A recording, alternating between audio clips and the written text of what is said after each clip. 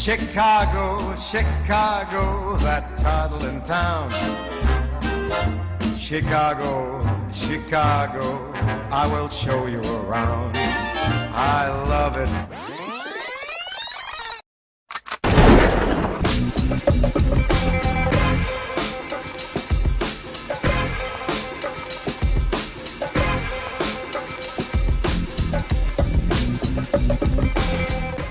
Find out what it's like for those who live in urban America's deadliest sector.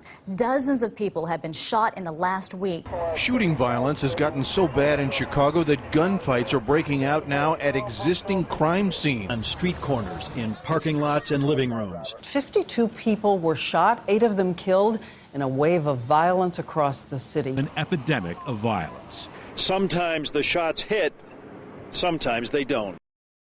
Violence in Chicago is just more than statistics.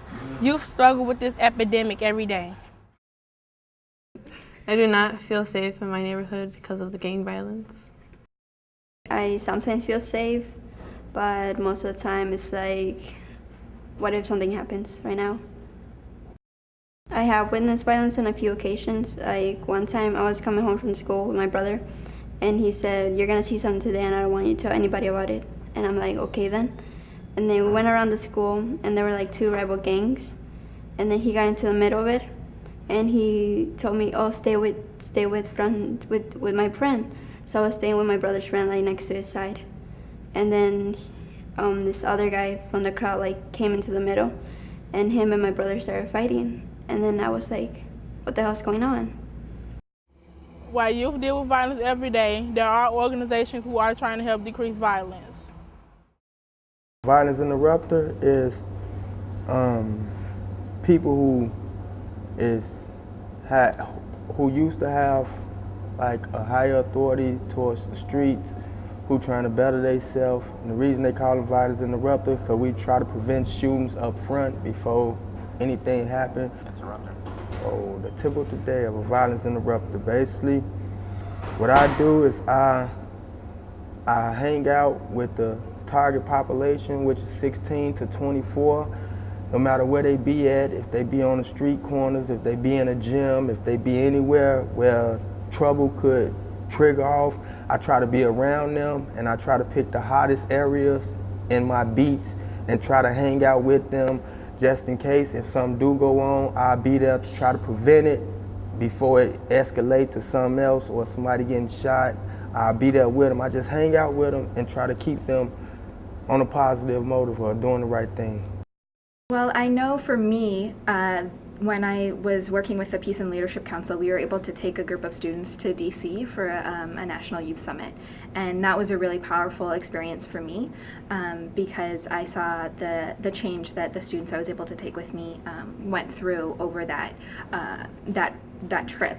I mean, you know, I wish we could say that, you know, our program is just the ultimate solution to gang violence here in Chicago, but, you know, there's really no one solution to it all. But I think if you're working, you know, firsthand with those youth that are committing the violence in the communities, I think, yeah, that's definitely the root. The root is, I guess, the gang violence is just a lack of resources for youth out there. So we provide those resources. So I really do think we're hitting the root of the problem. We came up with the concept of, to address violence in the streets, to have street games like these, where kids, youth, and families would be encouraged to come outside and spend time together and play basketball, and basically have you know, a positive experience in their community. And since then, we've been continuously doing this every summer since then for over 10 years. I think what makes a peaceful community is the fact that the family is united, and just the fact that the whole community has to be communicating with each other and sharing their ideas and coming just in one. While organizations and communities in Chicago are combating violence, individuals can help their own community. You should always avoid violence at all costs. That's never the solution to resolving any conflict. Violence is not what's happening. It's a dead end. It's a no-win situation. It's either a 6x9 cell or a 6 feet deep graveyard, basically. One of the two. Either you're going to jail or you're getting killed. It's your choice.